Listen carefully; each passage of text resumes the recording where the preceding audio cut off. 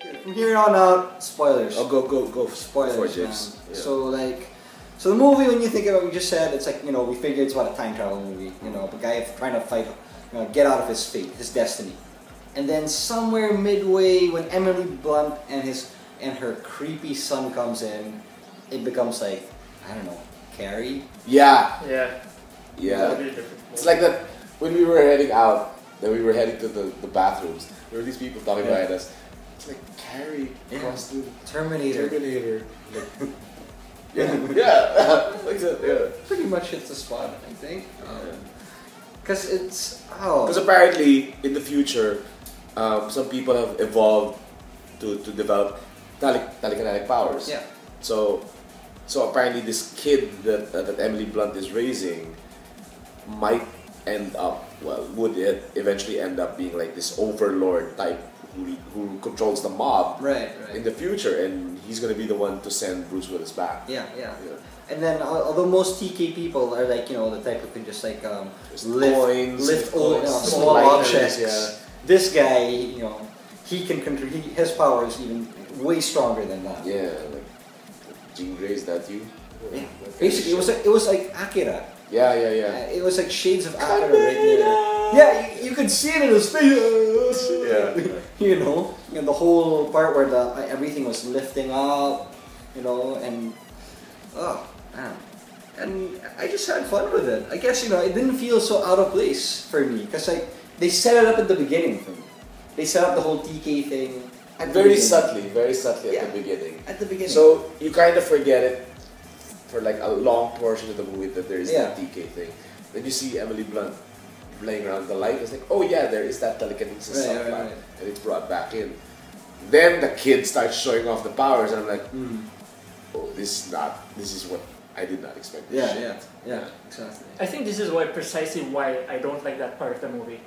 Is like you feel like it's incorporated well, but I feel like the fact that you forget about it for a while, it means like the movie could have gone forward without it. Because I feel like the TK thing is really more of a tool to move the story forward. Okay. And I think if it was really written well, they could have found a different tool to move the story forward.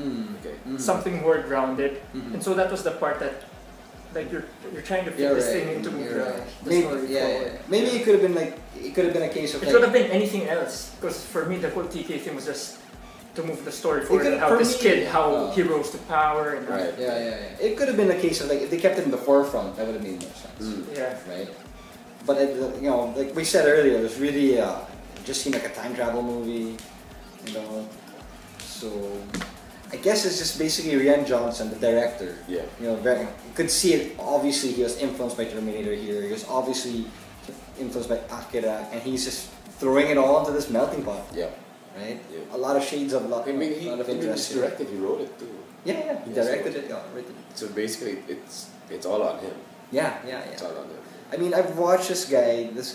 He did his first feature with Joseph Gordon-Levitt. It was this movie called Brick. Okay. And he was a fan of all these old John Hughes movies. Okay. All those high school teenage movies in the 80s. So what he decided to do in Brick was to do a high school noir. Cool. With JGL as like the detective and all that. So he's like basically just trying to like do new bring in new twists to old genres. So and I just thought that was smart for me. I mean, in terms of pacing, this could have been better. There must have been better ways to put in the TK plot for and I think when they tried to do those quiet moments, that's when it was like quiet.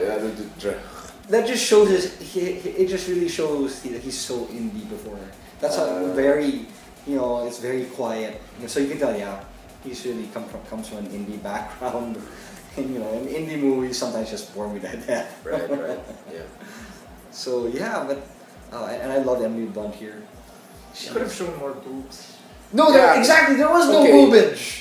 Piper Parabo's boobs were there. Yeah. I've been waiting for a while to see Piper Parabo's boobs. I thought but she was kind of tiny. I thought her tatas would be bigger, but yeah, me too. I thought she would be bigger.